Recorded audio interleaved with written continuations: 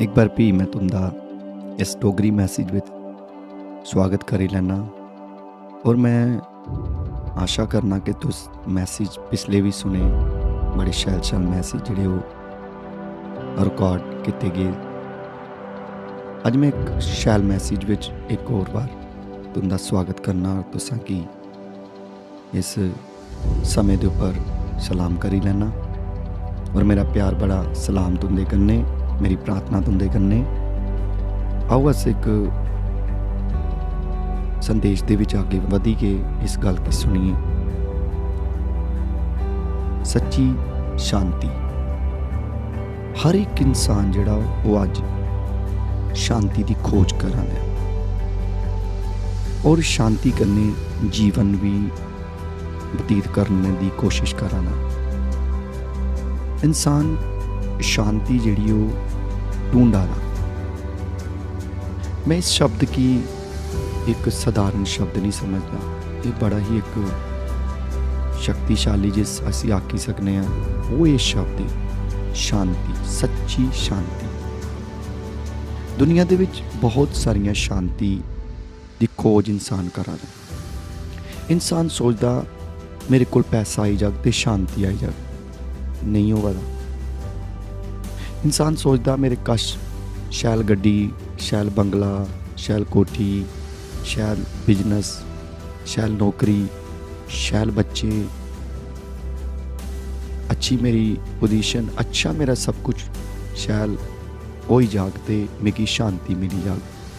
लेकिन नहीं, ये पैसा, धन, दौलत, शोहरत, नौकरी, पेशा सब कुछ ये साडे शरीर कन्नै जुड़ा दा है, जिहड़ा शरीर दे कन्नै जुड़ी दियां गल्लां ने। इहदे कन्नै साड़ी आत्मा की कोई लेन देन नहीं है। कियां इंसान सोचदा ये साढ़े कोल आई जाग ते असां की शांति मिली जाग। मैं बड़े बड़े लोगों की दिखिया, पैसा भी है, अच्छी नौकरी भी है, उनके कोल अच्छे परिवार भी है, दुनिया में किसी चीज़ की कमी उनके कोल नहीं है। लेकिन एक चीज़ मैं देखी कि उनके कोल ना सच्ची शांति नहीं है। वो सच्ची शांति की खोज करा दे ने। कार शैल है, परिवार शैल है, बच्चे शैल है, सब कुछ, दिहाड़ी जमीनां भी उनके कोल बड़ियां ज़्यादा। इयां आखदे ते सारा कुछ हो ही भी जांदा, लेकिन सच्ची शांति उनके कोल नहीं है। और शांति पाने दे कन्ने कियां दौड़ा देने, जा देने, सब कुछ करा देने। कई इंसान जिहड़े ने वो सुसाइड भी कर लेंदे ने क्योंकि उन्होंने सच्ची शांति नहीं मिला दी। घबराहट हो रही है, परेशानियां चल रही ने। दुनिया दे विच तुसी दिखी लो, जिन्ने भी अमीर व्यक्ति दुनिया पर रवा दे ने, कोई भी शांति करने नहीं जिया दा।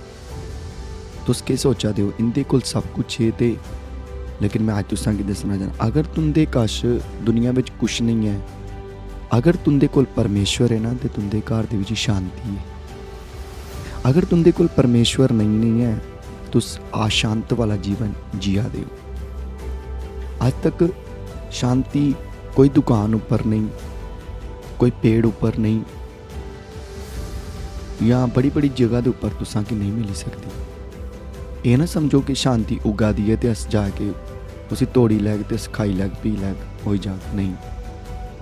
प्रभु ने ध्याड़े इस दुनिया दे विच दो इंसान बनाई उड़े, एक दा नाम आदम ते हवा।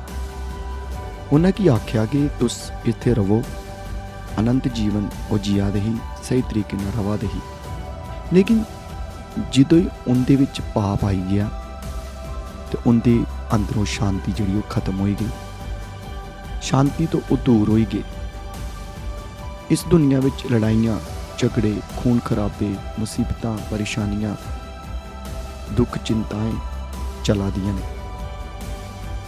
जो दुनिया पर सब कुछ चला दा ही, तो अज तो 2021 साल पहले यीशु मसीह मानव का रूप लेके इस दुनिया पर आया। वो ये सच्ची शांति साढ़े वास्ते। मैं तुसां की दसना चाहना, मेरे कश कुछ भी ना होए लेकिन मेरे कश सच्ची शांति है। और ਜਦੋਂ ਉਹ ਦੁਨੀਆ ਉੱਪਰ ਆਏ ਉਹਨੇ ਦੇਖਿਆ ਕਿ ਲੜਾਈ ਝਗੜਾ ਮੁਸੀਬਤ ਪਰੇਸ਼ਾਨੀਆਂ ਬਹੁਤ ਜ਼ਿਆਦਾ ਵਧਾ ਦੀਆਂ ਨੇ। ਉਹਨੇ आई के एक अच्छा संदेश लोगों की दिता और आख्या तुस अपने सारी गलतियां पापां की छड्डी के तुस मेरे कोल आई जाओ। और जेड़ा जेड़ा इंसान उहदे कोल आई जांदा है वो सच्ची शांति पाई लैंदा है। हो सकता है तुस किराए उपर रवा दे हो सकता है तुस किसी जगह दे उपर भी रवा दे हो, लेकिन तुस शांति कन्नै जीवन जेड़ा वो जिया दे हो, शांति कन्नै रवा दिओ। हर एक इंसान काम करी के शैल कमाई के खाई के अपने घर जांदा, अगर उसके घर भी उसी शांति ना मिले पीओ के कर जा। वो दुनिया विच जांदा, अपने दोस्तां कोल जांदा, रिश्तेदारां कोल जांदा, भी उहदे कोल कोई शांति नहीं हुंदी। अज मैं तुसां की दसना चाहना प्रभु यीशु मसीह तुसां की सच्ची शांति दे सकदा है और तुहाडे कन्नै बड़ा प्यार करता है। आओ अपने जीवन नूं उहदे कश लियाओ ते एक सच्ची शांति जिहड़ी है तुस उहदे कोलों पाई सकदे हो। लोकां दा ध्याड़े नां भी एक बड़ा शैल हुंदा शांति, लेकिन उनके घर शांति नहीं हुंदी है। अशांत जीवन जिहड़ा वो चला दा।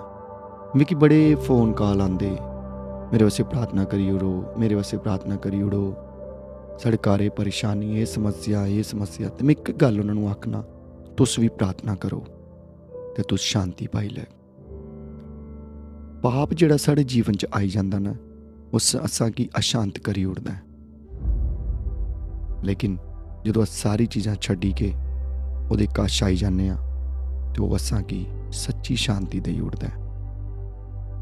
आओ अस प्रार्थना करगे कि वह परमेश्वर तानू सच्ची शांति दे, तेरे बच्चों की तेरे परिवार की और सच्ची शांति दे।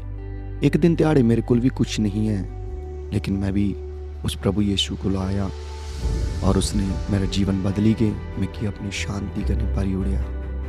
आज मैं शांति करने जीवन जड़ा वो जिया दा।